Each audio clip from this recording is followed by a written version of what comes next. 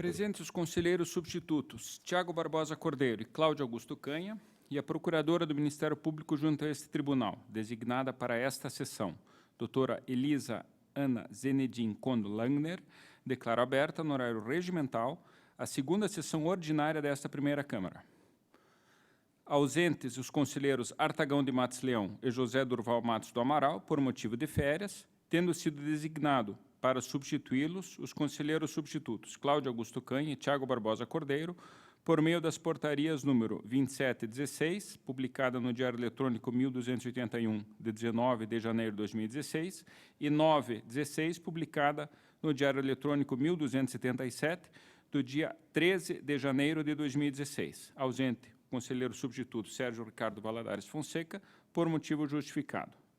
Submeto à apreciação do colegiado a ata número 1 da sessão ordinária do dia 12 de janeiro de 2016. Aprovado. Eu faço a comunicação dos seguintes sobrestamentos. Na Diretoria de Controle de Atos de Pessoal, os atos de inativação 244.36709 e 933.8215. E na Diretoria de Contas Estaduais, prestação de contas 20.8860.07 e as admissões de pessoal 104.380614 e 113.424.014. Deixo a palavra livre, não havendo quem dela queira utilizar, eu passo ao relato dos processos da minha pauta.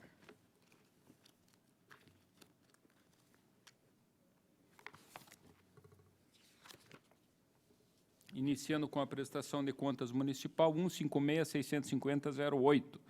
Nesse caso, senhores conselheiros, eu vou solicitar o adiamento desse processo e justifico pelo fato de que, na verdade, é uma irregularidade que estaria pendente com relação à conciliação bancária e houve um pedido da gestora, à época, que tivesse oportunidade de juntada de extratos para comprovar, segundo ela, teria obtido essa conciliação. Então, em deferência aí ao direito de defesa, excepcionalmente, diante dessa circunstância especial, eu proporia o adiamento, que não havendo oposição dos ilustres colegas, entendo como deferido. Passando agora ao processo de tomada de contas extraordinária, inicio com o 21.382.13. Trata-se de uma tomada de contas extraordinária, originária do relatório da auditoria desta Corte de Contas, que teve por objeto a verificação dos gastos em publicidade e propaganda feitos pela Câmara Municipal de Curitiba entre os exercícios 2006 e 2011, com origem na concorrência 002/2006. Foram desmembrados, na verdade, dos 85 achados originários, foram feitas 59 autuações, houve, portanto, desmembramento. Especificamente, nestes autos, tratamos dos achados número 8 e número 9, referentes à subcontratação das empresas Rádio e Televisão OIM Limitada, JRB Eventos e Promoções e Marketing Limitada e Central Nacional de Produções Limitada, no valor total de 224.000, e RR Ribeiro Publicidade Limitada, no valor de R$ 22.050, pagos pela agência Oficina da Notícia, o que totaliza, nessa autuação, R$ 246.050. Foram chamados ao processo o presidente da Câmara à época, senhor João Cláudio de Rosso, os diretores do Departamento de Administração e Finanças, Relindo Schlegel e João Carlos Milani dos Santos, a Agência de Publicidade Oficina de Notícia Limitada e seus sócios, Cláudia Queiroz Guedes e Nelson Gonçalves dos Santos, o vereador José Roberto Ascioli dos Santos, a senhora Alessandra Paola Lúcio Ferreira Pinto, em virtude do achado número 8, esclareço que é pelo fato de, à época, ela ser sócia da empresa JRB Eventos e, simultaneamente, ocupar um cargo comissionado no gabinete do referido vereador. e o senhor Ricardo Luiz Ribeiro, que era estagiário no mesmo gabinete e assina recibos em favor da empresa RR Ribeiro Publicidade Limitada. No decorrer da instrução, foram citados todos os responsáveis, que apresentaram suas defesas. Ao final, a DCM, na sua manifestação conclusiva, opina pela irregularidade das contas e aplicação das sanções.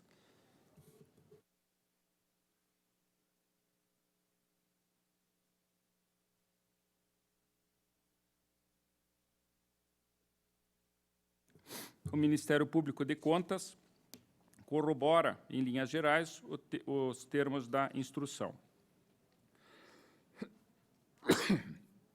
Previamente ao julgamento, eu aprecio as preliminares que foram suscitadas. Uma delas é da insurgência contra o desmembramento do feito. Nós já apreciamos essa matéria em diversos outros casos. Na verdade, eu entendo que esse desmembramento guarda conformidade tanto com o Código de Processo Civil como do Código de Processo Penal, haja vista que não há um litisconsórcio necessário entre os achados e essa separação visou justamente facilitar o exercício da ampla defesa e a própria motivação das decisões. Então, eu tenho ela por rejeitada. Da mesma forma, outra preliminar que diz respeito à possibilidade de abertura de tomada de conta extraordinária, tendo em conta o fato de as contas da Câmara terem sido aprovadas por esse tribunal. Também essa matéria já foi apreciada. A prestação de contas anual da Câmara obedece a um escopo específico que não contempla os fatos elencados na presente tomada de contas. Por esse motivo, também tenho por afastada essa preliminar. Eu coloco, então, em votação pela rejeição das preliminares, entendo, portanto, rejeitadas ambas. No mérito, estamos aqui analisando, senhores conselheiros, os pagamentos feitos pela Agência de Publicidade Oficina da Notícia, às empresas indicadas, Rádio e Televisão OAM Limitada, JRB Eventos e Promoções e Marketing Limitada, Central Nacional de Produções Limitada e RR Ribeiro Publicidade Limitada. Na verdade, eu tenho abordado de forma sistemática. Inicialmente, verifica-se que não foram observadas há irregularidades formais, uma vez que a licitação que inicialmente foi feita com a empresa Oficina da Notícia, aquele contrato previa determinadas condições para a terceirização dos serviços, que incluía a formalização do contrato, pesquisa de preços de mercado e comprovação da idoneidade das empresas contratadas. Nenhum desses requisitos foi atendido, há ainda deficiência quanto à forma de comprovação dos serviços, a contratação previa uma forma de prestação de contas que não foi observada e, de uma forma geral, o que se verifica é o absoluto descontrole no pagamento dessas despesas, como adiante será melhor tratado. Ainda há que se salientar, de uma forma geral, a absoluta desnecessidade dessas despesas.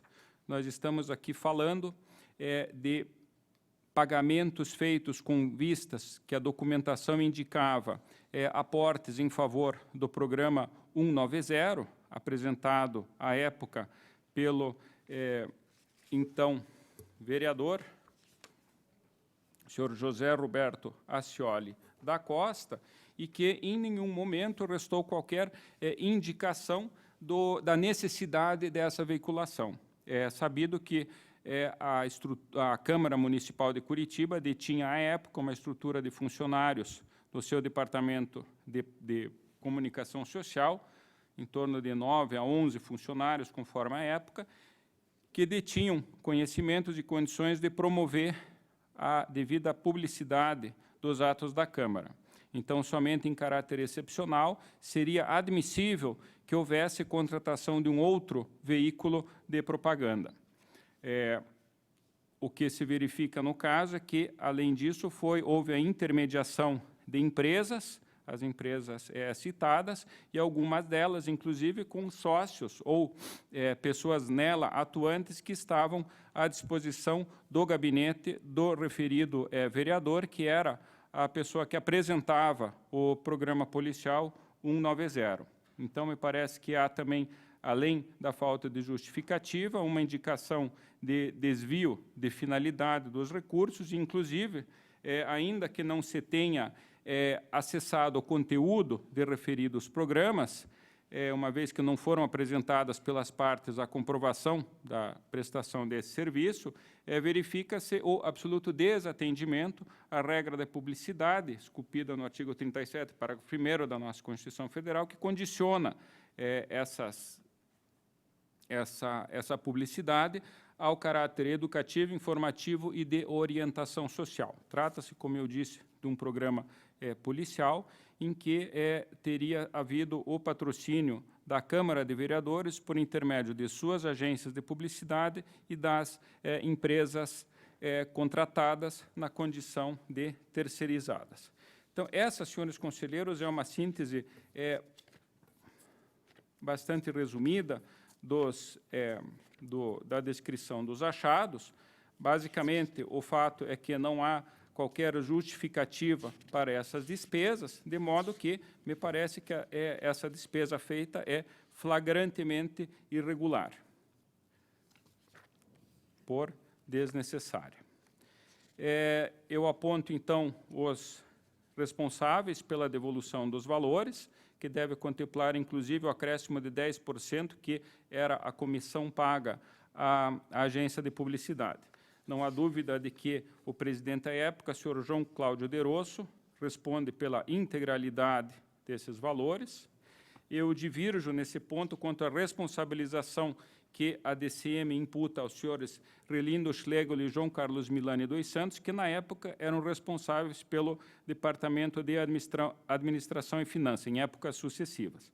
Na verdade, o que se verifica aqui é que a documentação juntada para o pagamento teria sido conferida por esses agentes públicos e, do ponto de vista formal, ela estaria correta, ela refletiria aquilo que estaria previsto no contrato. Uma análise mais aprofundada, e essa análise deveria ter sido feita, sim, pelo presidente da Câmara à época, o senhor João Cláudio De Rosso, indicaria a absoluta desnecessidade dessa despesa.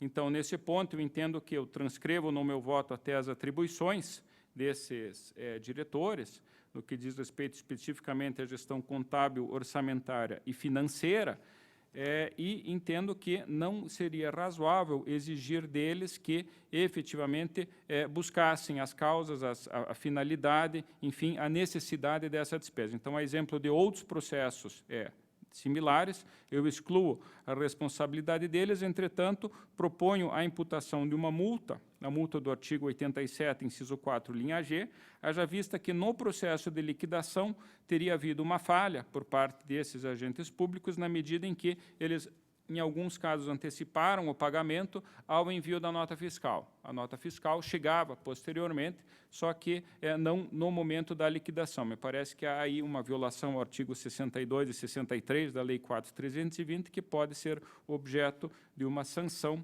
de natureza administrativa.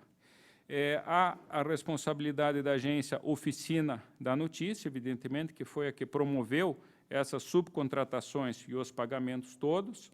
Não houve, como eu disse, qualquer planejamento com relação a esses pagamentos, essas despesas, e fica em aberto realmente a questão da pertinência, da necessidade desses gastos. Eu entendo que essa responsabilidade deve atingir os sócios, a aplicação da teoria da desconstituição da pessoa jurídica, com base no nosso Código Civil, e também na já vasta jurisprudência desse Tribunal de Contas e também do Tribunal de Contas da União. Então, a responsabilidade deve requerer solidariamente à empresa e aos seus sócios, Cláudia Queiroz Guedes e Nelson Gonçalves dos Santos.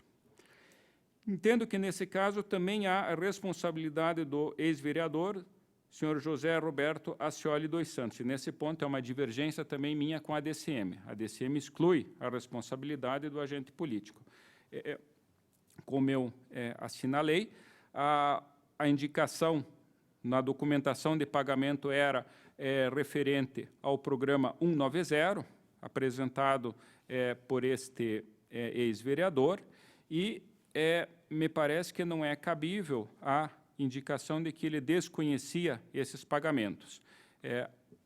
Como eu já mencionei, algumas das empresas que intermediaram esses pagamentos na condição de terceirizadas continham em seu quadro societário servidores lotados no seu gabinete durante justamente o período dos pagamentos e, no outro caso, um estagiário que efetivamente assinava recibos com referentes a esses pagamentos. Me parece que não há dúvida quanto à ciência dessas transações.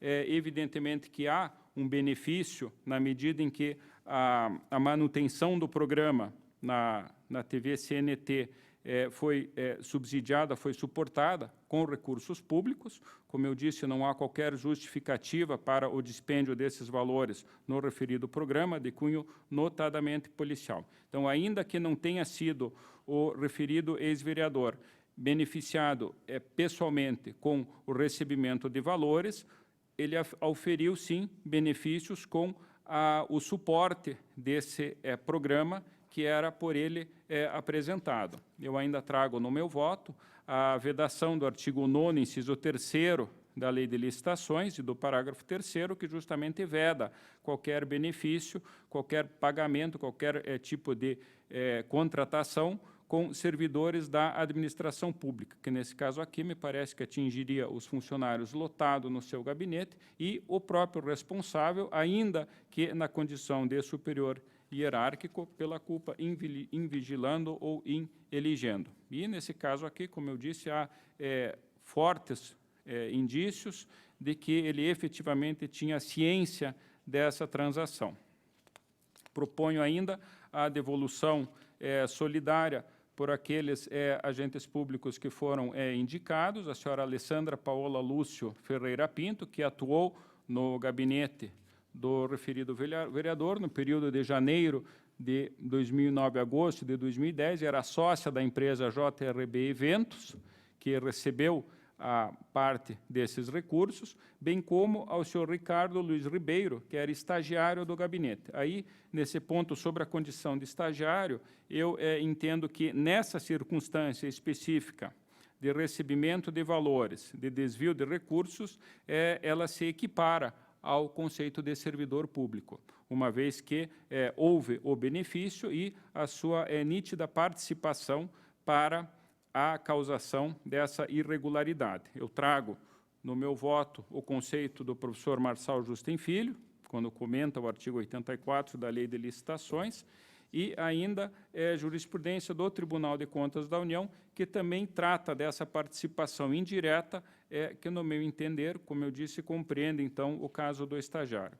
Então, resumindo, senhores conselheiros, a minha proposta de voto é pelo afastamento das preliminares, pela procedência da tomada de contas extraordinária, pela condenação dos responsáveis à devolução dos valores, nesse caso, o senhor João Cláudio de Rosso, José Roberto Ascioli dos Santos, Oficina da Notícia, senhora Cláudia Queiroz Guedes, senhor Nelson Gonçalves dos Santos, ao valor integral do que foi pago.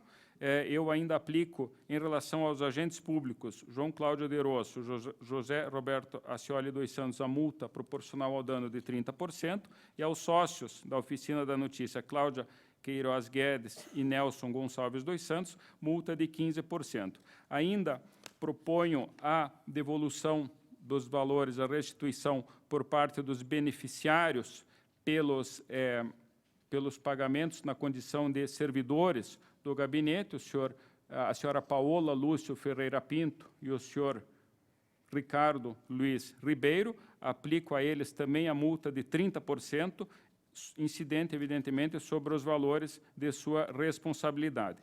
Aplico, como eu havia mencionado, a multa do artigo 87, inciso 4G, ao senhor João Cláudio de Rosso, Relindo Schlegel e João Carlos Milani, por ofensa aos artigos 62 e 63 da Lei 4.320, E ainda essa mesma multa, mas por ofensa aos artigos 66 e 67, que trata justamente do descumprimento de contrato, ao senhor João Cláudio De Rosso, a senhora Cláudia Queiroz Guedes e Nelson Gonçalves dos Santos. E ainda, por último, a inclusão do nome dos agentes públicos no rol daqueles com contas julgadas irregulares e declaração de inidoneidade em relação aos agentes públicos mencionados e às empresas com relação à contratação, impedimento de contratação com a administração pública pelo prazo de 5 anos. Esse é, senhores conselheiros, em apertada síntese, o voto que eu proponho. Em discussão? Senhor presidente. Com a palavra, o conselheiro Cláudio Canha. Apenas uma dúvida. Vossa Excelência está propondo a procedência para julgar irregulares as Irregulares contas. as contas, perfeitamente. Eu apenas por uma questão técnica não vou acompanhar pela procedência. Eu entendo que, tomada de contas, a ação é sempre procedente, né? O que, fazendo a simetria com o Poder Judiciário, o que é procedente ou não é o pedido. Perfeito. E eu não entendo que o pedido da tomada de contas extraordinária seja a irregularidade das contas ou a imputação de qualquer sanção. Apenas essa ressalva de opinião quanto a isso, não mudando quanto ao mérito. E quanto ao mérito, apenas vou discordar quanto à responsabilização do estagiário. Eu entendo que o estagiário ele assume essa função mais para aprender do que para executar uma atividade profissional. Então, pela ausência de capacidade técnica, eu entendo que não há capacidade civil, administrativa, para que haja imputações ao estagiário. E, por isso, em relação a esse ponto, eu vou discordar de Vossa Excelência, entender as contas de Ricardo regulares, pela ausência de imputabilidade. A matéria ainda está em discussão. Com relação à primeira questão levantada por Vossa Excelência, eu compreendo as razões técnicas que Vossa Excelência elenca. Na verdade, é uma praxe aqui do tribunal, que é já de décadas, eu diria, em que propõe-se a procedência da tomada. Eu não vejo prejuízo em manter esse entendimento, em homenagem apenas à tradição que vem sendo observando, mas, como Vossa Excelência muito bem salientou, o aspecto principal é a irregularidade das contas. Com relação à condição de estagiário, essa também foi uma preocupação nossa, só que, nesse caso, o que se verifica nos autos é uma participação ostensiva desse estagiário, o senhor Ricardo Luiz Ribeiro, assinando documentos em nome da empresa que, mesmo ele não sendo sócio, a empresa R.R. Ribeiro Produções, ele tomava, presume-se que ele tomava conta dela. Então, na verdade, o enfoque não seria estritamente na condição da atividade de aprendizado que ele desenvolvia, mas como ele, estando dentro da Câmara de Vereadores, acabou se beneficiando dessa situação para justamente corroborar ou até praticar por ele mesmo alguns atos ilícitos que são aqui apontados. Então, esse é o motivo da imputação de responsabilidade também a ele, não pela condição de aprendiz, mas sim por ter, de forma autônoma, praticado esses atos que, no meu entender, confirmam as irregularidades e dão causa à imputação da sanção. Matéria ainda está em discussão. Eu lembro que o conselheiro Tiago insurge-se contra a aplicação da multa do artigo 87, inciso 4, linha G. E Vossa Excelência tem a palavra. Não, senhor presidente, apenas para... Então, Vossa Excelência já referiu em relação a essa multa, e quanto à responsabilização do estagiário, eu acompanho Vossa Excelência. Então, talvez tenhamos o resultado do julgamento. Então, por maioria... Senhor presidente, Pois com a explicação de Vossa Excelência, então, ele não está sendo imputado por ser estagiário, não, mas por ter praticado falsidade documental, falsidade ideológica assinando digamos documentos. que ele, na condição de estagiário, estando dentro da Câmara de Vereadores, praticou atos que, dando recibos em favor de uma empresa, que ele não era sócio, mas que, informalmente, pela instrução do processo, ele representava. Então, na verdade... Representava a Câmara ou... Não, a empresa. A empresa é R.R. Ribeiro Produções. E, sim, assinava recibos do timbre dessa empresa Não, eram recibos emitidos pela Oficina da Notícia em favor dessa empresa. E ele recebia por essa empresa. Assinava os recibos de pagamento da agência de publicidade a essa empresa, em nome dessa empresa, mesmo não sendo sócio. Mas era uma relação que, enfim, que era tido como válido esse recibo em termos nas tratativas que eram efetuadas ali na Câmara. Então, eu acompanho Vossa Excelência pela irregularidade das contas desse responsável também, mas não pelo fato de ser estagiário. Perfeito. Pelo fato de ter Praticado. participado de uma falsidade ideológica que resultou no dano erário. Perfeitamente. Então, nós temos a maioria com relação à multa do artigo 87, inciso 4, a linha G, e unanimidade com relação às demais propostas. Então, esse é o resultado do julgamento. Passo, então, ao processo seguinte. Também é uma tomada de contas da Câmara Municipal de Curitiba, processo 247-3013. Aqui é o originário do mesmo processo. Aqui tratamos dos achados 15, 16, 20 e 21, cujos conteúdos referem-se a pagamentos, à subcontratação das empresas N. Koziski, no valor de R$ 398.500, Paraná Produção e Comunicação Sociedade Civil Limitada, no valor de R$ 81.000, o Dorival Zellbach, no período de 2007 a 2009, valor de R$ 22.500, Sanlor Promoções Publicidades Limitada, no valor de R$ 156.000. Ao todo, estamos tratando aqui de um pagamento de R$ 658.000, que ainda tem um acréscimo da comissão da agência de 10%, que foram feitos pela Visão Publicidade. Chamados ao processo foram João Cláudio De Rosso, Relindo Schlegel, João Carlos Milani dos Santos, Visão Publicidade Limitada e seus sócios Luiz Eduardo Turkiewicz e Adalberto Jorge Gelbeck Júnior, o vereador Mário Celso Cunha, senhor Johnny Luiz Schemberg, Sebastião Penhabel, Natasha Koziski, Dorival Zellbach e Sandra Lorena Alves de Carvalho. Todos esses, eu esclareço que foi pelo fato de serem servidores lotados junto ao gabinete do referido vereador, ex-vereador, e que simultaneamente tinham a condição de sócios nas empresas que eu mencionei. A exemplo dos processos anteriores, foram citados, todos apresentaram defesa, a instrução da DCM, ao final, propõe a irregularidade, com aplicação de sanções, nesse sentido, também o parecer do Ministério Público. Aqui são suscitadas também as preliminares, insurgindo-se contra o desmembramento do feito, que já apreciamos no processo anterior,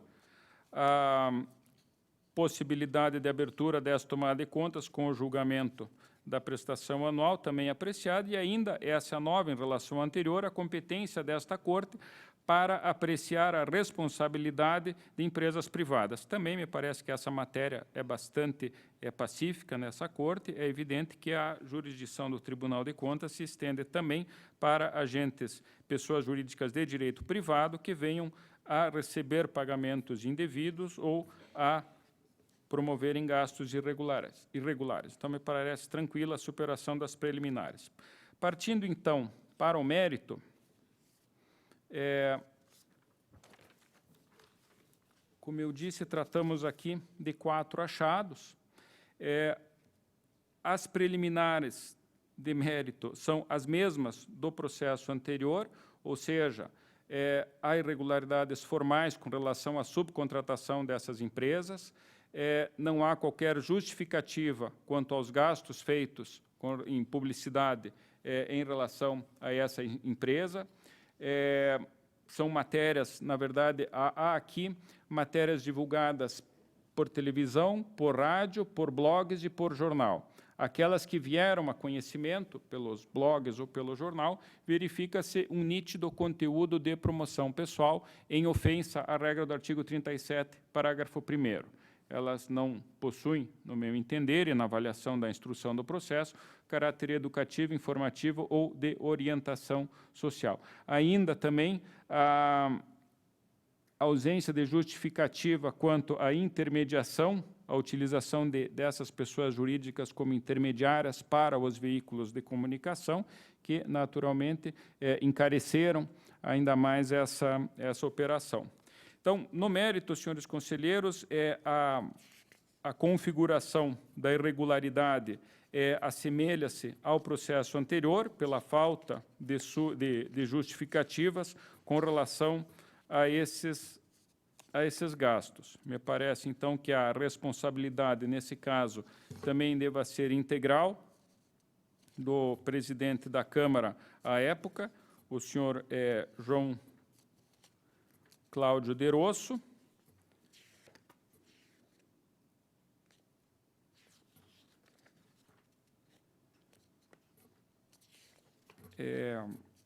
Eu, da mesma forma que o processo anterior, eu afasto a responsabilidade dos senhores Relindo Schlegel e João Carlos Milano e dos Santos, imputando, porém, a multa em virtude da falha no acompanhamento do processo de liquidação. Atribuo também a responsabilidade à agência Visão Publicidade e, com a desconstituição da pessoa jurídica, à pessoa dos seus sócios, com relação à devolução dos valores que foram pagos. Entendo também necessária a responsabilização do senhor Johnny Luiz Schemberg, que ele era funcionário comissionado da Câmara, esteve lotado no gabinete na época da liderança do prefeito, o vereador Mário Celso Cunha.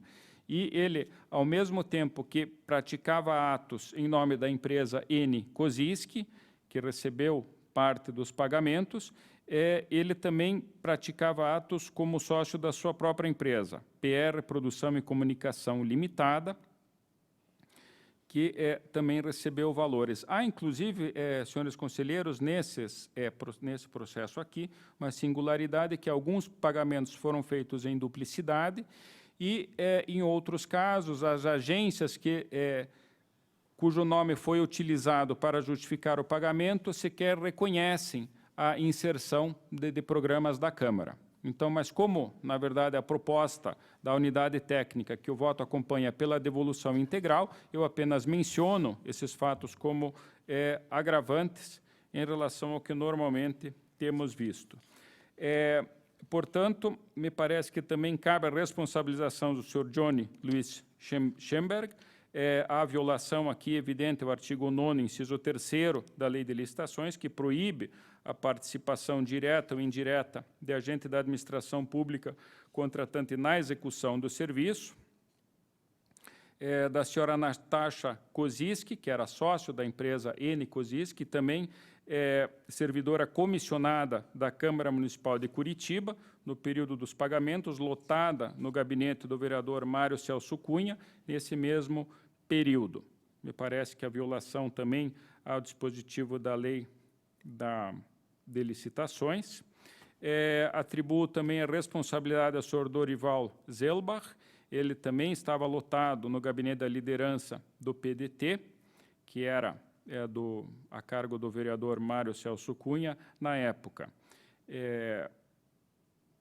Há uma divergência aqui com relação a qual gabinete, à época, estaria lotado, referido servidor, mas me parece que a instrução é bastante clara, e, nesse sentido, a prova documental de que era efetivamente o vereador mencionado.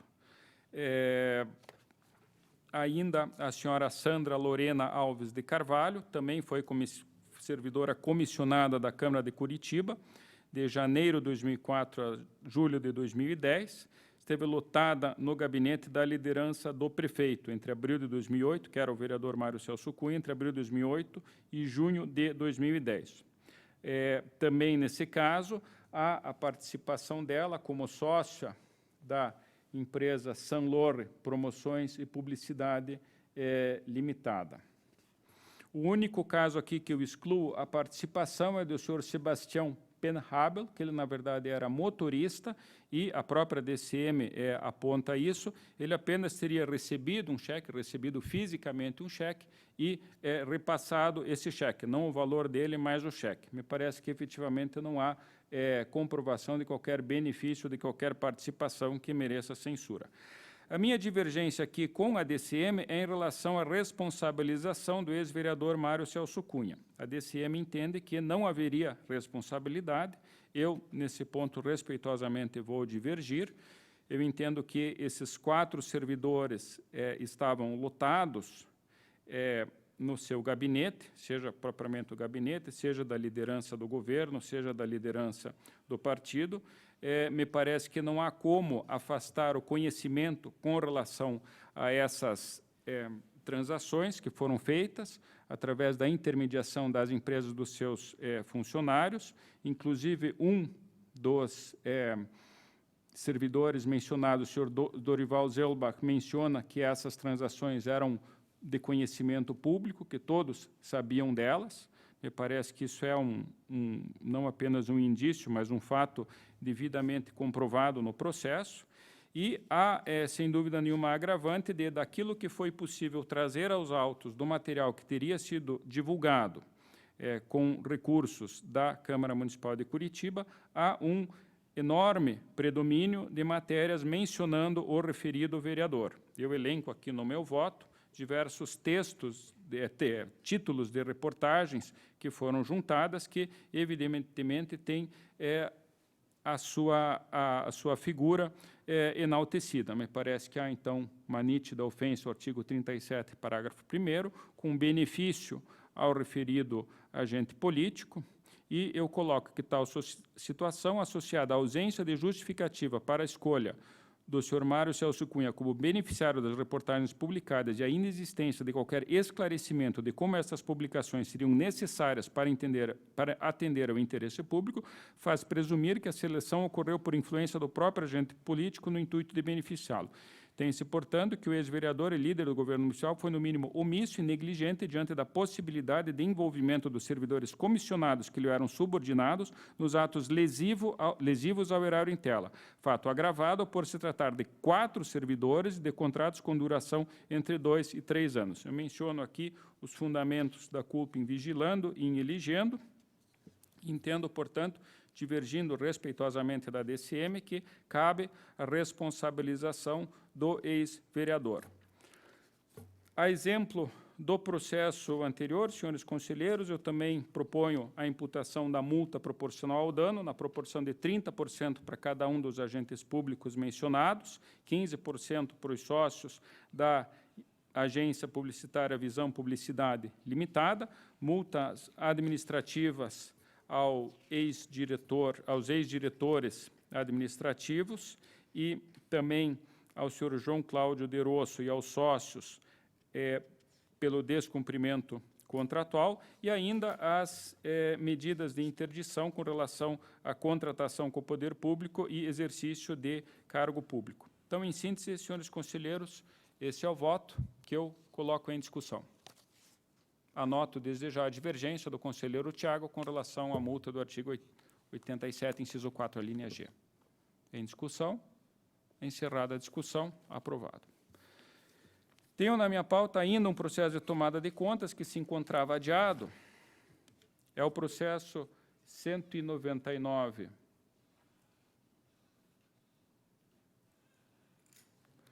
199/7313. Na verdade, agora tratamos dos achados número 6 e 7, do mesmo relatório de auditoria, cujos conteúdos referem-se à subcontratação das empresas RIC TV, TV Independência, Sociedade Anônima, no valor de 66 mil, MEN e Companhia Limitada, no valor de 133 mil, Central Nacional de Produções Limitada, no valor de 228 mil, e KO Comunicações Limitada, no valor de 44 mil. Parte desses pagamentos foram feitos pela Agência Visão Publicidade, parte pela Oficina da Notícia. Foram chamados aos autos o senhor João Cláudio Derosso, Relindo Schlegel, João Carlos Milani, dos Santos, Visão Publicidade e seus sócios, Oficina da Notícia e seus sócios, o vereador, à época, Joacir Roberto Insa, em virtude de ambos os achados, Laércio Men e Priscila Stephanie Men, em virtude do achado número 6, e o senhor João Cândido Alves de Oliveira, em virtude do achado número 7. Também exemplo dos processos anteriores, foram apresentadas defesas, após a DCM emitiu sua instrução pela irregularidade das contas, imputação de responsabilidades, o Ministério Público acompanha. Aqui também foram suscitadas as 3 preliminares que eu já mencionei, com relação ao desmembramento do processo, a possibilidade de abertura dessa tomada de contas e da responsabilização das agências de publicidade, as quais, a exemplo das anteriores, eu tenho como superadas. Aqui, senhores conselheiros, o processo, a motivação inicial do processo também, a irregularidade se prende à questão das irregularidades formais na terceirização, a ausência de justificativa com relação aos pagamentos que foram feitos para os serviços prestados. Aqui estamos tratando da vinculação de programas de responsabilidade do ex-vereador Joacir Roberto Insa, os programas O Melhor do Paraná, Programa da Gente e Programa Roberto Insa, foram vinculados na RIC TV Independência S.A. Também não há qualquer indicação de justificativa para esses pagamentos que foram feitos.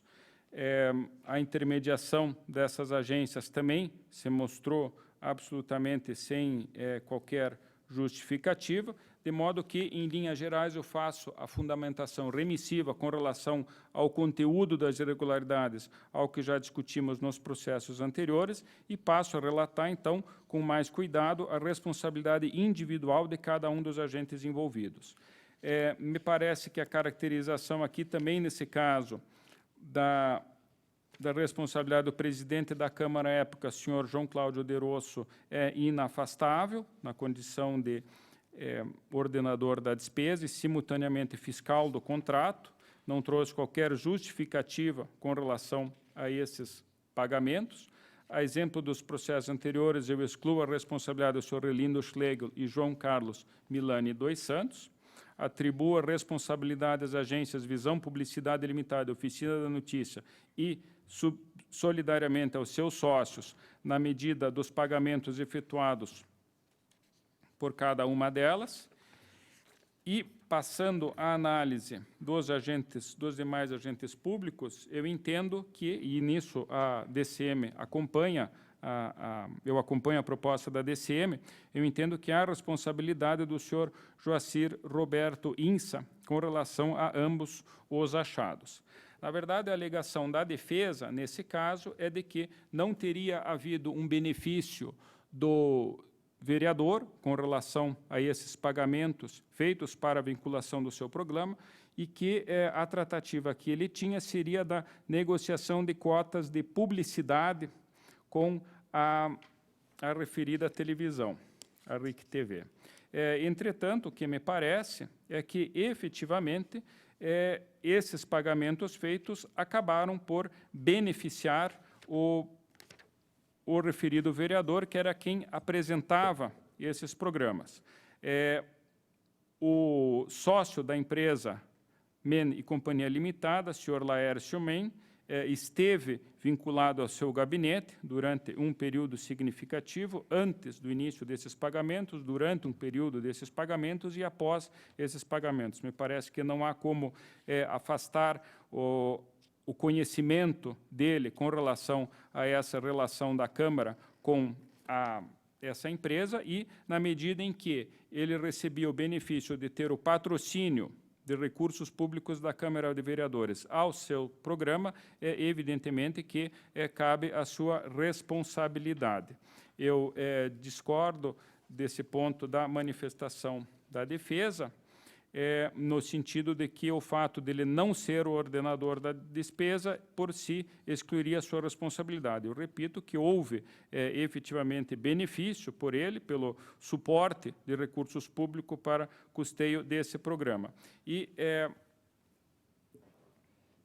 em outras palavras, eu passo a ler um extrato do voto. Muito embora o interessado alegue não ter sido destinatário direto dos recursos pagos, bem como que não ostentava a condição de ordenador de despesa, é certo que seus programas foram patrocinados pela Câmara Municipal de Curitiba. Os recursos por ela repassados serviram para a manutenção da rentabilidade desses programas para as emissoras em que eram exibidas, sem o que o próprio interessado também não poderia se beneficiar, como bem lhe aprovesse das cotas de patrocínio que lhe foram atribuídas. Faço essa colocação porque um dos argumentos da defesa é de que ele simplesmente auferia a vantagem do patrocínio, de poder divulgar empresas que lhe pertenciam nessas inserções comerciais, e que uma terceira cota de publicidade teria sido por ele negociada junto com a empresa Mene Companhia, justamente do Laércio Mann, que era seu funcionário. Mas eu entendo que não há como se afastar o benefício auferido pelo referido ex-vereador, na medida em que o seu programa efetivamente foi custeado com recursos públicos. Inclusive, ele, nesse contrato em que ele cedia parte da publicidade para essa empresa de Laércio Mann, havia a corresponsabilidade, a contraprestação da empresa contratada de que prestasse serviços de vídeo e também de elaboração das pautas do programa. Se nas pautas do programa era para haver inserção de mensagens da Câmara Municipal de Curitiba, me parece absolutamente impossível aceitarmos que não haveria ciência dele quanto a esse conteúdo. E eu repriso aqui todo o contexto em que essas tratativas se deram, que eram efetivamente de conhecimento de todos na Câmara de Vereadores, de modo que efetivamente o patrocínio desse programa não há como justificar a ausência de responsabilidade. Ainda a questão da influência que pode ter tido nessa decisão, mas de patrocínio do programa, mas eu me reporto ao fato de que a mera ciência do vereador, sobejamente demonstrada quanto à origem pública dos recursos e sua ilegítima aplicação no patrocínio dos programas por ele apresentados, por si só, já caracterizam sua responsabilidade pela devolução dos recursos, dada sua condição simultânea de agente político e beneficiário deste mesmo patrocínio. Eu, então, entendo também aqui cabível a ofensa ao artigo 9º, inciso 3º da Lei de Licitações.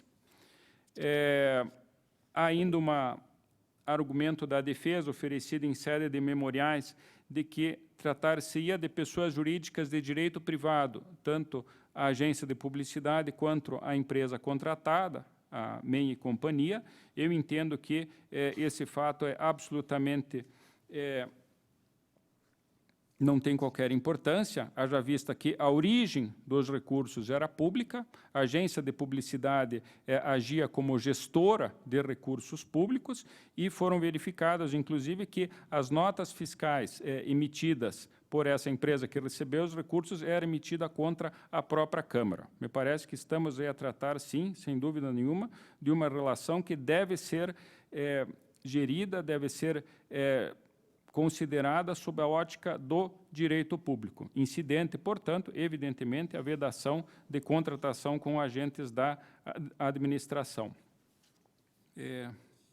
Por esse motivo, então, eu entendo, nesse ponto eu acompanho a DCM, cabível a responsabilidade do senhor José Roberto Insa. Eu divirjo da DCM com relação ao achado número 7, em que ela isenta o referido vereador de sua responsabilidade, por entender que não haveria comprovação do benefício que lhe teria oferido com o pagamento a um outro servidor lotado em seu gabinete. Nesse caso específico, eu entendo que o fato de o servidor estar lotado no seu gabinete e de ele ter recebido recursos públicos. Na verdade, o pretexto seria a contratação da Rádio Eldorado AM 11.020, no qual o vereador mantinha programa, ainda que não haja nos pagamentos, diversamente do achado anterior, a indicação específica do programa por ele apresentado, me parece que, tratando-se de um servidor lotado no seu gabinete e dada, reprisando a responsabilidade que eu tendo configurada pela culpa em vigilando e em elegendo, me parece inafastável a sua responsabilidade por esse ato. Volto a reprisar que houve, no mínimo, uma omissão quanto à fiscalização dessas tratativas, que eram, como eu já mencionei, de amplo conhecimento. Então, eu proponho a responsabilidade do agente público, também com a aplicação da multa proporcional ao dano, ainda também a responsabilidade solidária do senhor Laércio Men, por aquilo que ele aferiu, a sua empresa aferiu como, na época em que esteve lotado no gabinete, na verdade são os valores integrais pagos à empresa Laércio Men. Aqui temos uma questão parecida, doutor Canha, com relação à senhora Priscila Stephanie Men, que também ela ostentava, à época, a condição de estagiária. Entretanto, ela praticou atos referentes a essa contratação. Ela, em conluio com o seu sócio servidor, foi beneficiada, através de sua empresa, por ato praticado em burla à lei de licitações para fins indevidos. Então, eu trago aqui a fundamentação. Me parece que a condição dela de estagiário que justamente propiciou esse acesso à documentação. Então, me parece relevante aqui o fato dela não ter recebido remuneração na Câmara, porque o que estamos aqui a julgar justamente é a sua participação nesses atos irregulares. Ainda atribua a responsabilidade ao senhor João Cândido Alves de Oliveira, que também era sócio da empresa, KO Comunicações, que também foi beneficiada com recursos e, como eu mencionei, ele esteve lotado no gabinete do vereador Joacir Roberto Insa. Então, resumindo, senhores conselheiros, o voto é pela procedência da tomada de contas, com a restituição dos valores na forma que eu indiquei, aplicando-se a multa proporcional ao dano de 30% em relação aos agentes públicos e 15% em relação aos sócios das agências de publicidade. Com relação à estagiária, esse percentual eu reduzo para 10%.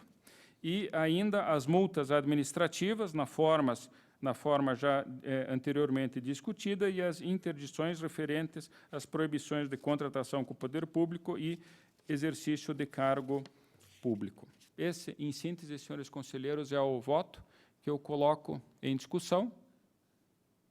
Anoto novamente a divergência do conselheiro Tiago com relação à multa administrativa. Encerrada a discussão, em votação, aprovado. Senhor presidente, apenas fazendo a minha ressalva, tanto nesse quanto no anterior. A questão perfeitamente, será anotado no voto. Eu agradeço a lembrança, doutor Canha. Passo, então, aos demais processos da minha pauta. 33.56.0013, é uma prestação de contas de transferência. Aqui, por brevidade, senhores conselheiros, é uma transferência de pequeno valor, 8.239. Eu divirjo com relação à irregularidade do Ministério Público, que entende como gravame ao atraso e ausência de certidões na apresentação das contas. O voto é pela regularidade com ressalva, regularidade com recomendação. Em discussão, votação, aprovado. Processo 84.803.13, também uma transferência voluntária. Por brevidade, senhores conselheiros, aqui também eu acompanho as manifestações uniformes da DAT do Ministério Público, que são pela regularidade com ressalva e recomendação. A ressalva diz respeito a uma extrapolação dos valores previstos no plano de aplicação. Entretanto, houve esclarecimentos, trata-se de R$ 460, e que teria havido ingresso da contrapartida correspondente. Então, apenas eu anoto essa ressalva nos termos da instrução. Em discussão, votação, aprovado. Processo seguinte, 169.240.14, município de Paranavaí. Aqui, novamente, eu acompanho DAT e Ministério Público pela regularidade das contas. Apenas eu anoto a ressalva, que diz respeito à devolução do saldo contábil e bancário durante a instrução do processo. Então, pela regularidade, com ressalva, eu ainda faço a indicação das recomendações sugeridas pela unidade técnica. Em discussão, votação, aprovado. 115.77.20.14. Esse processo também, a proposta acompanha a unidade técnica do Ministério Público pela regularidade com ressalva e recomendação. A ressalva, na verdade, diz respeito à não realização do objeto do convênio. Eu até cogitei da hipótese de aplicação da multa do artigo 87, inciso 5º, a linha B. Entretanto, no contraditório, o que se percebe é que houve, além da dificuldade do município, do agente tomador dos recursos, com relação à licitação, que tinha por objeto a produção, medidas para incremento da produção do bicho da seda e agregar rendas a outros produtores, além das dificuldades técnicas para essa licitação, houve o atraso do agente concedente no repasse dos recursos. Então, essas foram as justificativas apresentadas para a não realização do objeto. Entendo que podem ser convertidas em ressalva sem a imposição de multa, sem prejuízo de recomendação à Secretaria do Estado da Agricultura e Abastecimento, no sentido que proceda a uma mais eficiente fiscalização da execução dos convênios celebrados, e ao município de Diamante do Sul de que promova o quanto antes a restituição dos valores repassados, quando verificada a impossibilidade de execução do objeto dos convênios. Enfim, e uma recomendação ainda de observância da nossa instrução normativa.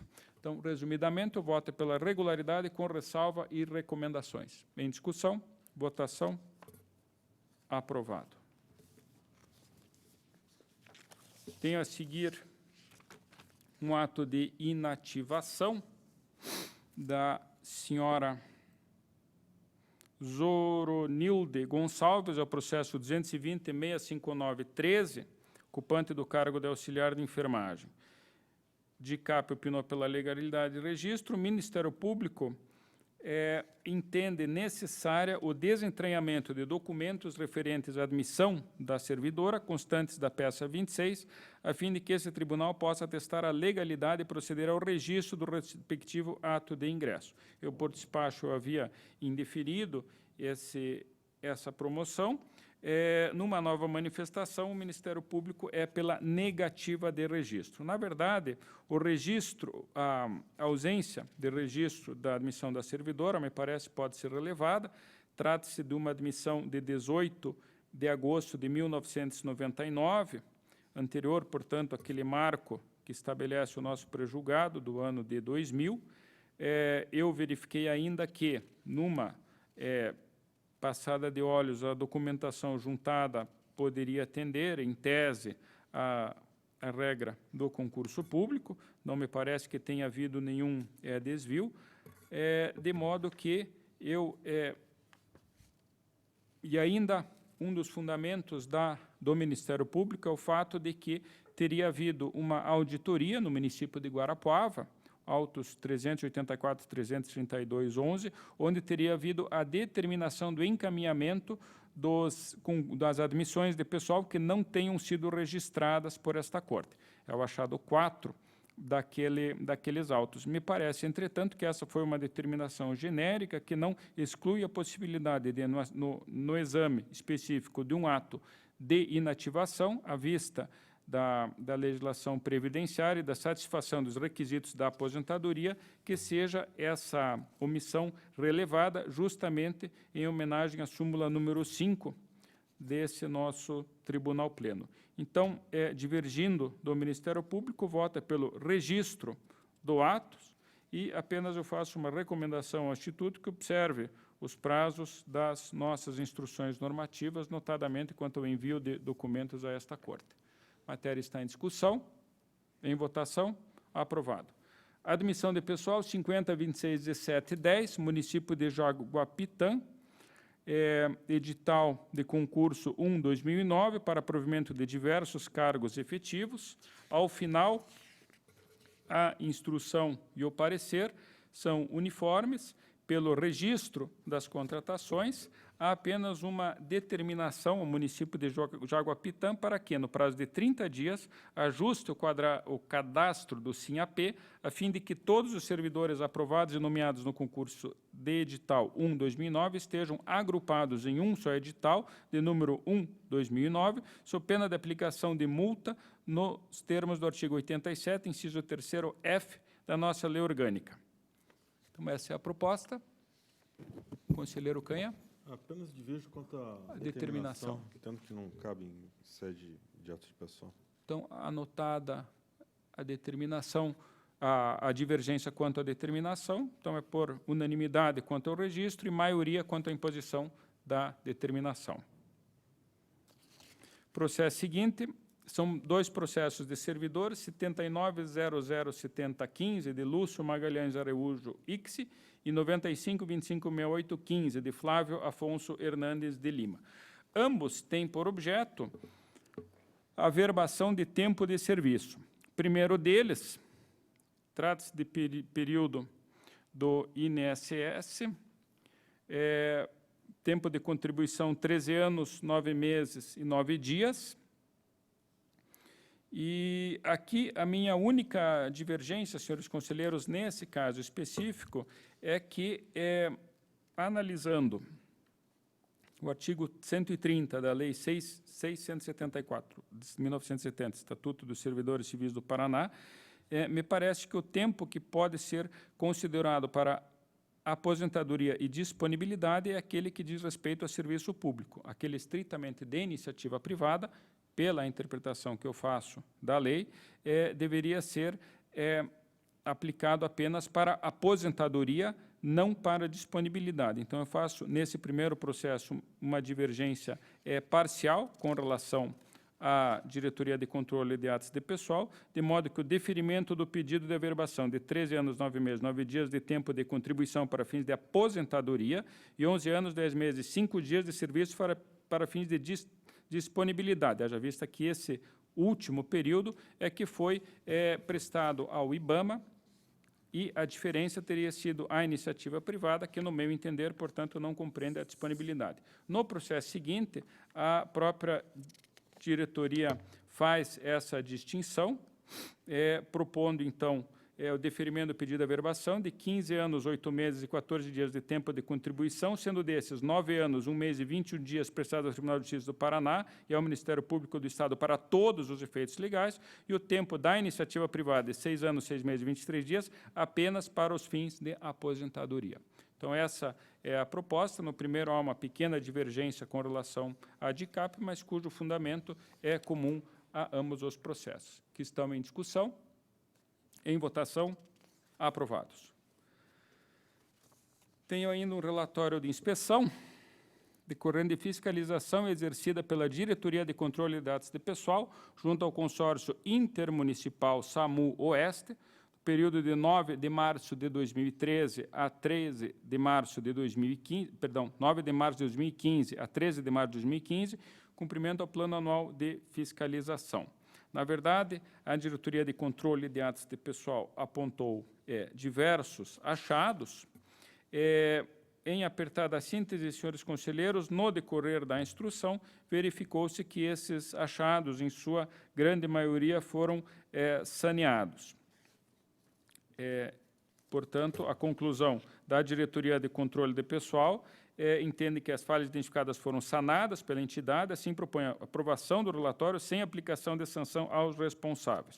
Propõe a expedição de determinação à entidade para que retifique o quadro de cargos da entidade, a fim de prever o número existente de cargos comissionados, além de justificar o número maior de vagas ocupadas em relação às disponíveis nos empregos de agente administrativo, enfermeiro, médico, motorista, socorrista, técnico de RM, TARMS e zelador. Propõe ainda recomendação para que a entidade dê preferência, na medida possível, à contratação de instituições públicas de ensino para a realização dos processos seletivos de pessoal.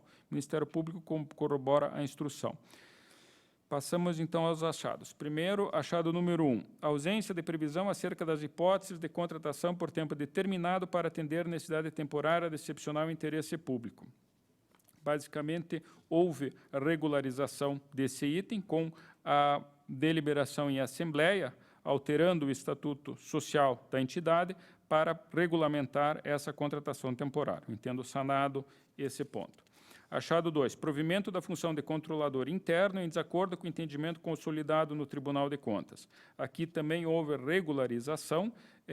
O responsável comprovou também ter sido modificado o Estatuto Social para prever o mandato de 2 anos para o cargo de controlador interno. Achado 3, previsão de pagamento adicional de dedicação exclusiva às funções gratificadas, gerando duplo pagamento pela mesma atividade. Também, nesse caso, houve a regularização. O responsável comprovou a edição de resolução que determinou a exclusão do parágrafo único do artigo 5º da Resolução 5/2014, extinguindo-se a possibilidade de remuneração em duplicidade. Achado 4, ausência de previsão das atribuições correspondentes ao cargo em comissão de coordenador administrativo, coordenador clínico, coordenador de enfermagem, coordenador financeiro contábil.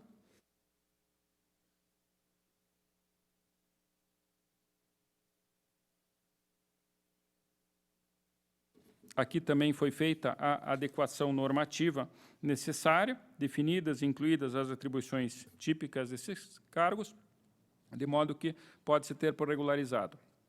Achado 5, ausência de previsão de percentual mínimo de cargos, provimento em comissão, a ser preenchido por empregados públicos. Houve também a regulamentação desse item.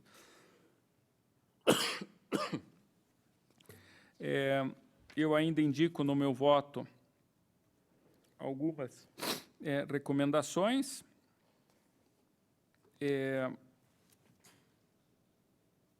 Não foi, havia uma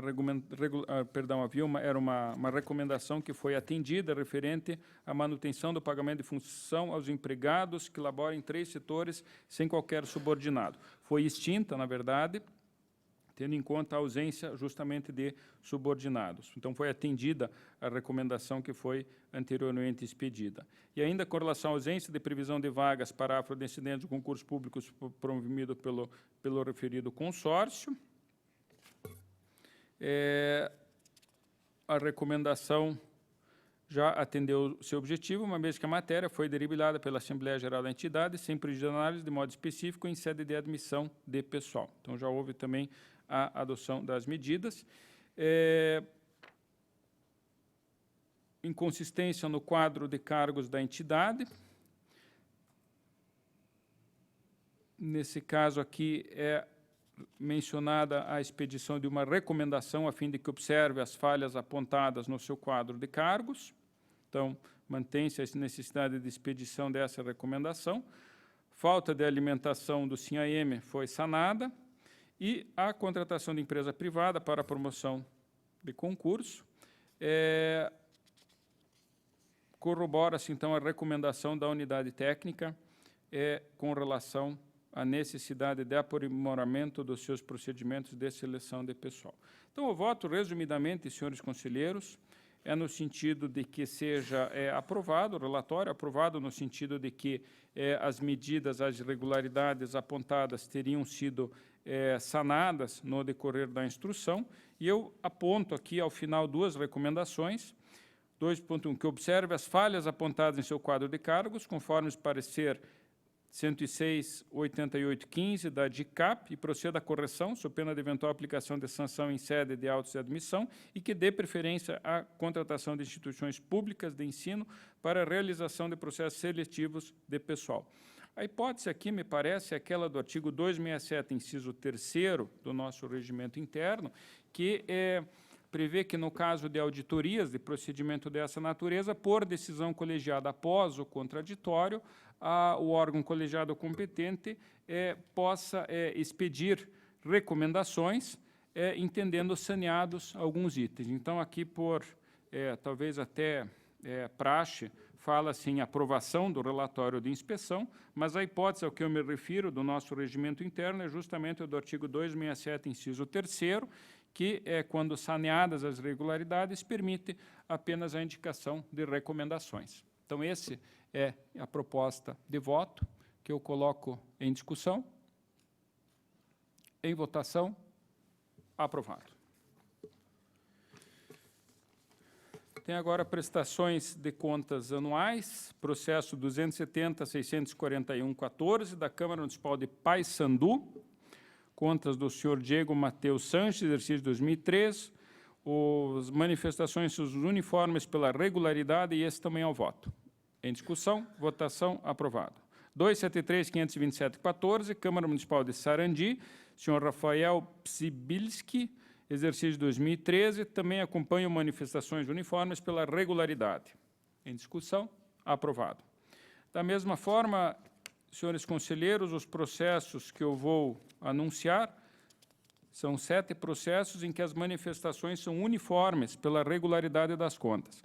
269.266.14, da Secretaria Municipal de Saúde,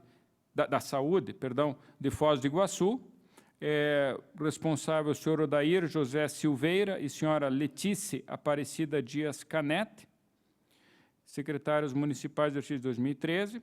279.606.14, Serviço Hospitalar de Saúde de Francisco Alves. 283.433.14, Instituto de Habitação de Foz do Iguaçu, responsável Vamir Leal Gritten. 213.153.15, Instituto de Previdência e Servidores Municipais de Munhoz Melo, responsável o senhor Edino Veiga Beraldi. 235.955.15, Secretaria de Educação de Cascavel, responsável o senhor Valdecir Antônio Nat, 254.798.15, Câmara Municipal de Munhoz de Melo, responsável o senhor Claudemir Mendes. 255.530.15, Câmara Municipal de Rio Bom, responsável o senhor Osvaldo Norbiato. E 261.611.15, Fundo de Previdência Municipal de Cafeara, responsável o senhor Everson José Turozzi. Todos eles, como eu disse, eu acompanho as instruções e manifestações uniformes pela regularidade.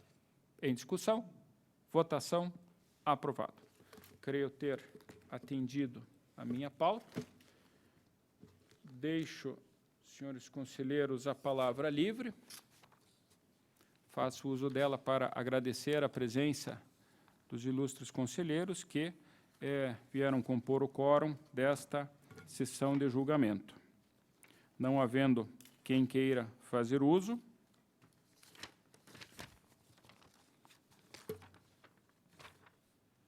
convoco para o dia 26 de janeiro, terça-feira, às 14 horas, horário regimental, a terceira sessão ordinária. Levante-se e apresente.